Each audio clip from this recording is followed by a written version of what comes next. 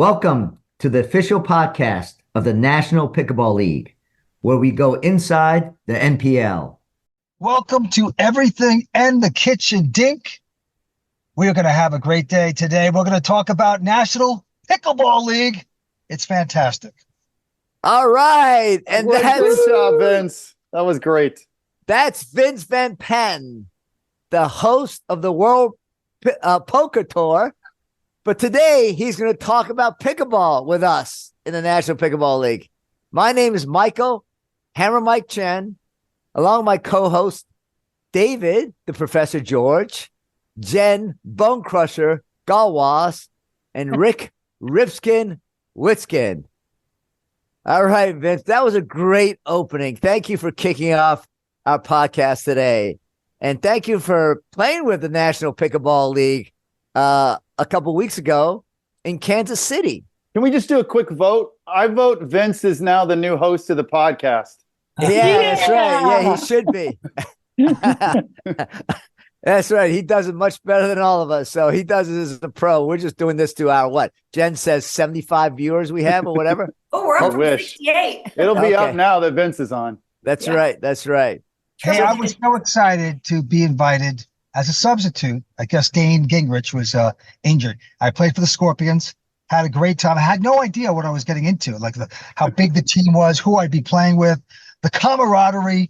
But I was delighted, had so much fun. I could see why everyone's getting hooked on it. Really fun. No, that's great, Vincent. I'm just curious because you've had a great career as an actor, right? You played tennis and you were ranked, I think, number 24th in the world at one point in time. Yeah. And now you got into poker, and now, like I said, you're a host of the World Poker Tour. And now you play pickleball. Do those three backgrounds, do you integrate them into your pickleball game?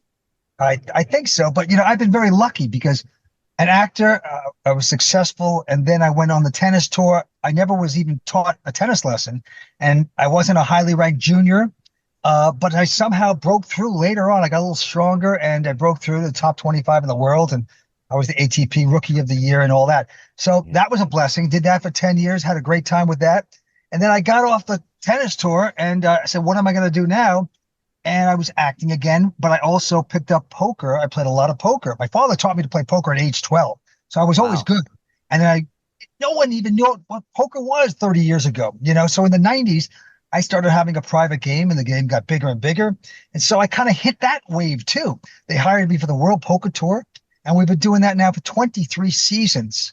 Wow. So I feel very blessed. And then I fell into pickleball just a couple of years ago, 3 years ago.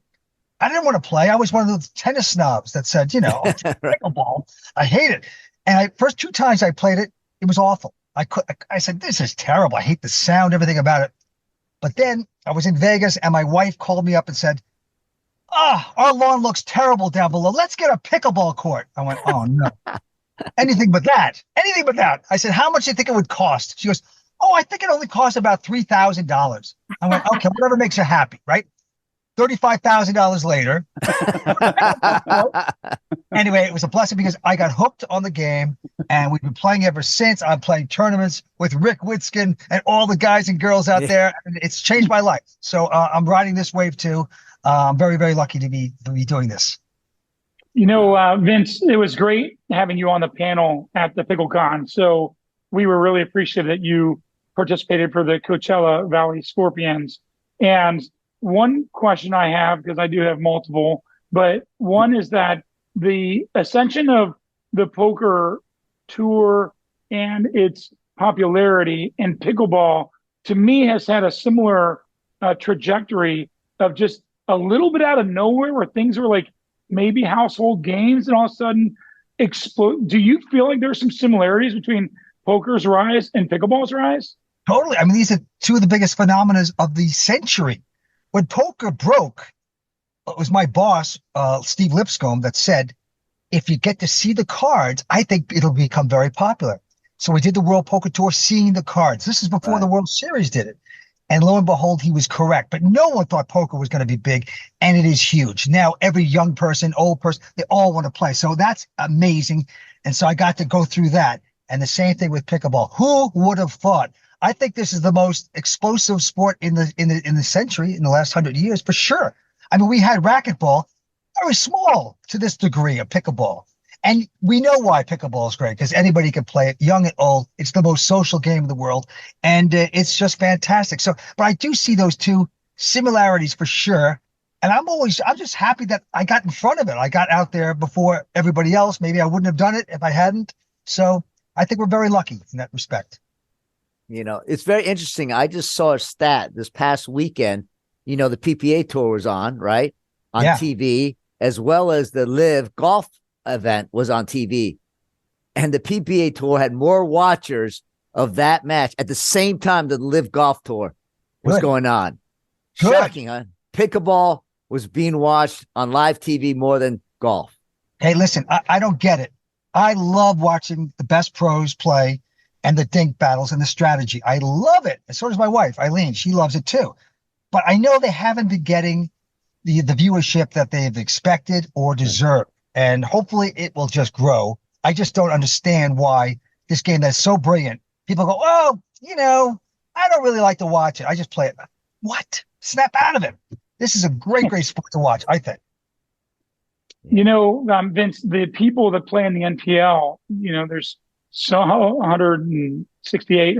We have so many incredible people. And when I think about that panel of tennis to pickleball, and you were on that panel along with Tommy Ho, and then you think about Pete Aldrich, former #1 in the world pro tennis player, and then you had Natalie Harriman and Beth Bellamy, top 50 in the world. You had Navratilova beaten, you beat McEnroe. You know, like, it was an insane vibe for me to be moderating that group. And I just think, you know, you see Agassi signing with Eula and getting more into it with Steffi Graf, and to get guys like you and then Danny Werfel. And what do you think the trajectory is of the NPL based on, you know, the enjoyment that you had, the people you see coming into our league, a bunch of former pro tennis players? What would you tell somebody out there that they were, I mean, we have Vince Vaughn owning the team you played on. Like, what would you tell those famous people watching our podcast about why they should jump into the NPL? Well, I think they're all getting excited about it. They love to play, and so many celebrities. And I mean, it's going to I play with Andre. He's fantastic. He loves the game, but he's just getting his toes kind of wet so far. He's not jumping in like I like to jump in. And Yvonne Lendl did jump in, and he's got a little way to go, but he loves it too. So I think it'll take a little time. The next couple of years, there'll be a transition so that we can all play, and people will be very recognizable in the game. So I think it's them getting used to, hey, I could lose in a game that, I think so. They're hesitant that way, but gosh, it's fun. I think it's great. So Vince, you came out to Kansas City 2 weekends ago and played for the Scorpions. In your Saturday morning match, you guys, I believe, went to a team breaker, right? Yeah. Your very first match against Seattle. So you're thinking, oh, that's like, it couldn't get any closer. What did you think about the format and the excitement of, I was there watching because we were waiting to play Seattle next, and to have the crowds there cheering on in that team format. How did you like that? I loved it. Listen, I used to play for the LA Strings in the 80s, which was team tennis. I had played for the Orange County and the LA Strings, and that was nice, but it didn't have this type of camaraderie. I think it was 14 of us, and they're 14, and we all jumped on the court together. We're dinking, and all of a sudden you're going, wait a second, this is a little nerve-wracking, I got to get up there for 2 or 3 points, and everybody's watching now, and I can blow it for the team. But so that's the thrill of it, and the crowd loves it. I love, what do you call it, the super breaker, right? It was The team breaker, the Team NPL breaker. team breaker, right? I think you should try to manage more of those, because it is so exciting, and everybody gets a thrill out of it.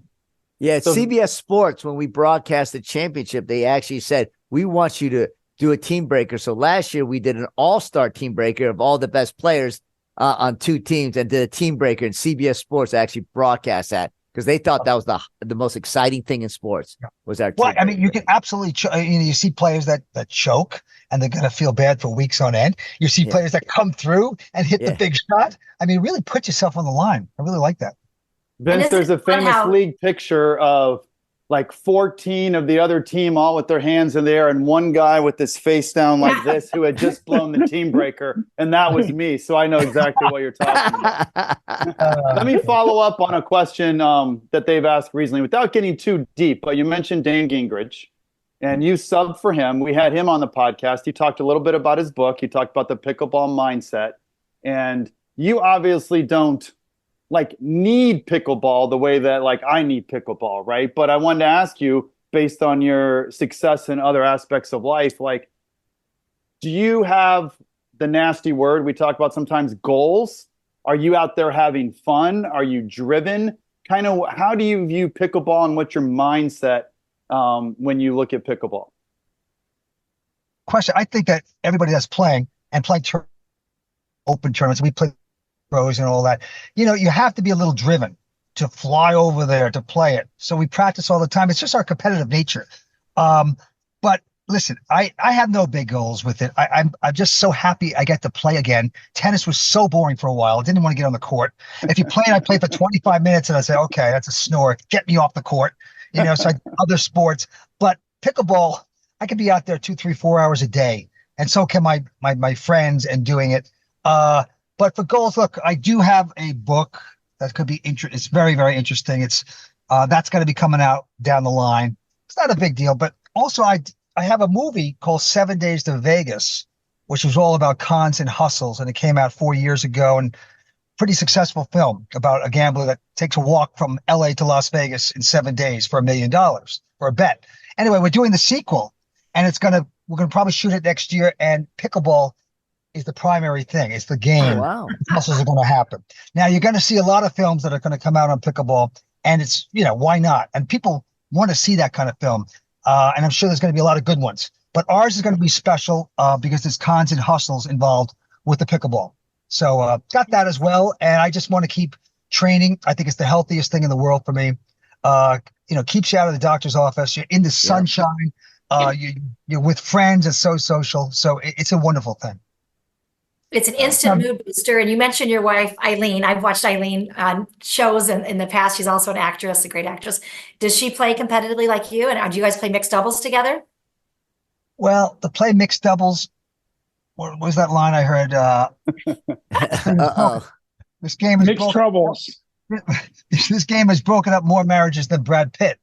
So we don't play together. No, seriously, we do play.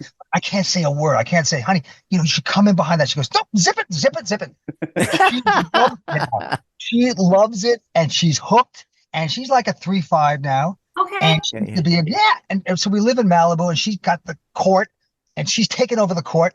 I go to Calabasas Pickleball Club because my friends are there. So we're two separate places, but she is totally hooked. She loves it, and so are her girlfriends. So good thing. That's fun. No, Vince, who are your favorite practice partners out there? Yeah, good question. I used to play with Roscoe Bellamy until he dropped me when, you know, now, he's a great guy. Doug Ellen is a great guy, the creator of Entourage, and he loves to play. And then we have seriously like 20 good players. Doug Colker, Doug Patch, all at the pickleball club, and Julio, you know, from he was our teammate last year. Yeah, he's great. So many players. Morgan Shepherd is my new doubles partner, Rick, and he's pretty tough. He's only 51, right? Wow. And he plays some doubles. So we're going to go for it at the Nationals 50s, and that's it. Just I think more and more people are just jumping in and playing high quality pickleball. You know, now talk about poker's a lot of strategy, right? And I think pickleball, in my view, has more strategy than tennis, right? There's different skill set, where you hit it, where you dink, and all that. And another strategy, and that's why Jen's nickname is called Bone Crusher, is you try to body bag people. And Jen's favorite shot is like nailing me nailing me. Do you get body bag, or do you body get bag people? Like, is that part of your strategy? Because see Jen's all smiling, but she's devastating on the court. Lendl used to love to hit people. And in pickleball, he does like to hit people. I'm not really going after that too much. I do get hit a lot. As we know, you do get welts. I mean, tremendous welts. Oh, yeah. They last for months. Yeah, I've got one. Right? And then on top of that, I got hit in the eye. Didn't have glasses on. Got hit here in Kansas City. And it was, you know, it was an eighth of an inch away from my pupil. Yeah. So I'm wearing glasses from now on. Smart. That's a must. And the other thing I should discuss with you guys is that and I know everybody has this complaint, but I think the new paddles are too powerful. How are they going to regulate it? How are they going to stop that? Because if they get any stronger, it's changing the game. It's Right. too fast. There's too many injuries. I think it's going to be not as interesting. Now, granted, I just bought the super paddle. I forget what it is. I had to go out. I went from the Engage to another paddle. I went, okay, if they're using it, I better use it. Rick, we went through that about 2 months ago, me and you. You said the same thing. You had to. But how do you regulate this thing so it doesn't get too crazy? Yeah, that's a really good question. I mean, Right. you're right. It's becoming more like mini tennis because now it's just power and speed, and the dink, people are just attacking the dink. So the dink is getting less relevant with the more powerful paddle. So I think I agree with you and Rick and a lot of people that we need to control these paddles. And we're working with USA Pickleball to see what we can do about that. But great question. But I'll tell you, the strategy behind pickleball is much deeper than tennis. Tennis, the doubles and singles. So there's things to do. You knew it, and there wasn't that many options. Not that many. Pickleball, there's so many options when the four of you are at the net. Come on. It's just a chess match, as we like to say. And it truly is. So that's why I especially do like to watch the top pros, Ben Johns and these guys, and see exactly what they're doing and study it, try to emulate it. Do you watch the 50-year-olds as well? Like, I like to watch, I'm biased because I'm obviously over 50. I'm over 60, Vince, Yeah. And I like to watch 50-year-olds play, the senior pros, the champion pros play, because I can't play like Ben Johns. I can't play like Anley Waters or any of those young. They run all over the court. They get the balls. They overpower people. But I'd like to watch like Rick and David and Jen play because I want to pick up things that I think I can do, right? That, like, hey, maybe I can do that someday. Do you focus on watching the young guys, or do you also watch us, let's say, seasoned people as well? No, I tell you, I like to watch the young players, but I also like to watch Matthias and Rick and all my competitor friends to see what they're doing. What are they doing really well? Who's moving the best? How do you beat them next time? Make a few notes. That's very important. Yeah. And also, sometimes you can't tell if these guys are 50 and over because they are moving that good and they are hitting the right shots. So there's not that much difference, especially on a small court. Right. I don't think. Yeah, Vince, what I want to ask you is that when you came into the game and I caught wind that you were coming to the game, I felt like you were a little more singles oriented when you started. Is that true? And kind of what has been that blossoming doubles urge for you? Yeah, Rick. Singles is much easier. I came from tennis and then paddle tennis, where I was the national champion, and you just had the option of coming in behind it. It's just like singles and pickleball. But I realize, I'm 66. I'm playing in the 50s, so I'm giving a big edge away on mobility and stuff. So I realized, hey, if I want to keep going till I'm 85, hopefully something like that, I want to keep my mobility and I want to play doubles. I better cool it on the singles. I only played about 5 singles tournaments this year. Still like it, but it beats me up too much after, so I might have problems with neuropathy in my toes. So, I said I got to devote myself to doubles and the dink, and I think I've improved a lot, and it is fun. I'm actually enjoying it more now, for sure. That's awesome. Well, you're a heck of a singles player, and your doubles game, from what I can tell, has gotten better and better, and we hope you become a permanent fixture in the NPL because you are a great ambassador for our sport. Well, I tell you, it's just usually about the World Poker Tour this summer and other things, and maybe making the movie that I can't commit. But I would. I love everybody's attitude.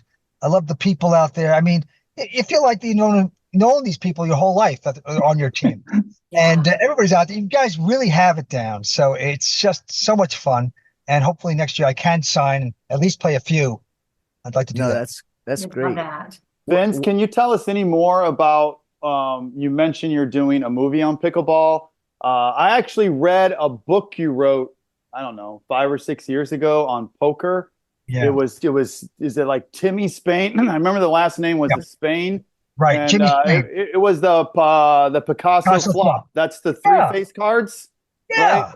It can be any 3 face cards. Yeah. You don't need a Suicide King. All right. So I don't remember anything else about that, but I was going to propose that you and I write a pickleball book, but it sounds like you're already way above that. And you already have making a pickleball movie. I mean, you're starting to see it in TV shows. It was in an episode of Hacks. It was on a commercial, with Gronk. So we're starting to see it out there. So can you say more about that, or is that kind of secretive?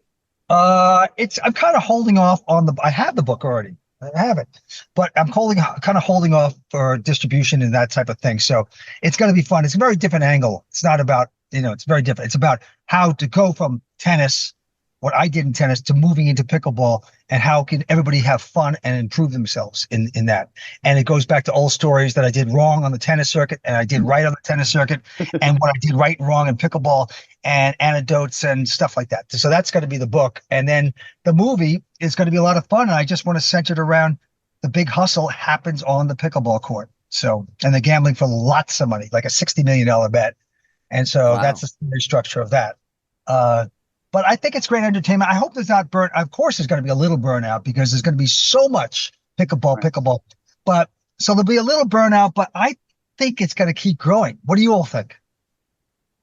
I think it's going to keep growing because of the community aspect, the social aspect, the mental health aspect. My wife now wakes up every day and loves to play pickleball. Before, when her kids graduated, she was like, what am I going to do now? Right? Like that was her whole life. And now she has a whole pickleball community. It's people are training. Even the 45-year-olds are training to get ready to play in our 50-year-old league. So I think it's a game changer because it's so easy to pick up, but so hard to master, right? It's easy to become if you have tennis background, it's easy to become like a 4.0, maybe even 4.5. But to get to 5.0 and the higher level, it takes a while. So, I want to ask you a piece of advice because you do a lot of strategy, and Rick Witsken, and before he says, I want to say it for him, he's on the defending champion Indy Drivers, right? And me and David are in Kansas City, and we're going to dethrone them this year. So can you played with Rick? How can me and David find a way to beat Rick? What's his weakness? What do we do? I mean, he's a showman. How do we beat Rick? You got to be very strong, a good attitude. You got to roll with the punches. Can't let him get to you because he's a great needler out there, a great player. He's so slapping his thigh that you go, oh, dang it, why are you doing that? I don't feel good about that. He just throws you off because of his excitement. So you got to ride that out and just hit a few lines. Just hit the lines. Yeah. That's all you got to do. You like his oohs and ahs and all the sound effects. Right. But he is great. I do respect his game so much. But listen, I think in senior pickleball, I beat some of the top players. When I did, I had to hit the lines. I have to hit the big serves, and I have to hit the line. Or Matthias will hit the line first. So that's the way the game is. We're all playing at a very high level in 50s singles and doubles. So I have to thank you, Vince. The reality is you made an impact on me. And I was pretty much the last holdout to the carbon paddles. And I was playing with the marshmallow paddle and hitting about 4 miles an hour. And you clearly had spent some time practicing, which I don't know what that word means, practice. But anyway, you had this souped up paddle that was doing things that I've never seen before. I'm like, oh my gosh. And after about 6 points, I quit. I mean, we won the game to 15. I was fairly frustrated with the whole paddle gate situation. We were right in the middle of that, Sacramento. And so I did switch to carbon. And then I went to win Cincinnati, beat Matthias. And I agree with you in the singles scenario, not going to play as many because it's such wear and tear. But, I also agree with you that these paddles are getting out of control. Do you know almost daily, I think, how cool it'd be if we all had to use the same paddle playing this game? Like I would love that because I do think it's, Yeah, that's a great point. No, but they'll never do it because everybody's selling their own paddle. But you're right. I mean, there's got to be some type of restriction. But I know you did change paddles then, and that was smart. I was using the Engage when I played you that time, and I actually just switched it up 4 days ago to the heck is it? I probably have it back here. I don't know. Back in the car. But whatever it is. It's the one that Alshon uses. So there you go. Alshon. Vince, we're scared what's in the back of your car. Do you want to tell us? You don't even want to see. There's all kind of, it's like Goodfellas back here. It's not good. Dead bodies. Let's see. Oh yes, it's ugly. It's all. I got the Yeti back here, but that's another thing. There's too much paraphernalia. When I play pickleball, I got a yoga mat. I've got my Yeti coolers. I've got so many things I have to put on my body, tapes, and Yes.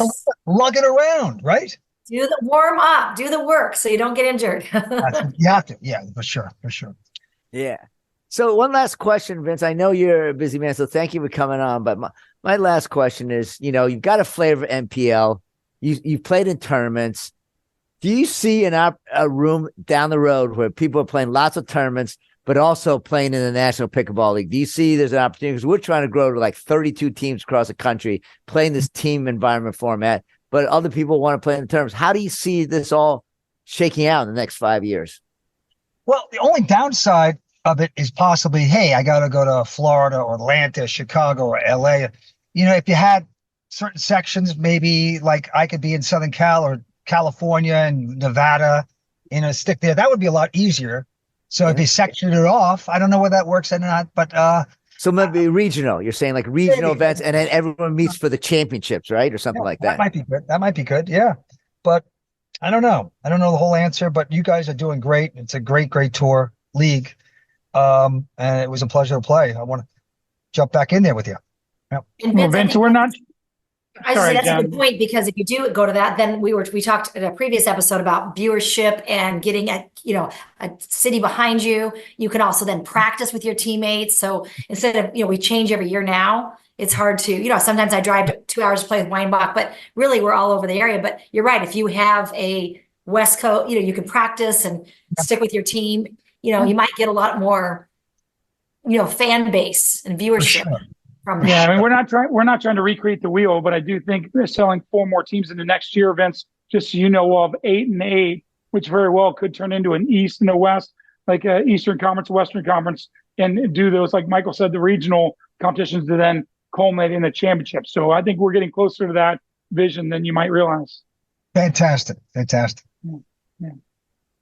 Well, thanks a ton for coming on. Yeah, you're awesome. Yeah, you're awesome, Vince. Thank you. I hope you get a chance to sub again and maybe play full time next year. But I know you got so many things going on, and I play a little poker too. But I get too stressed playing poker. I get less stressed playing the team breaker than I do playing poker. I don't know why. Michael's going to ask if he can be in your movie next.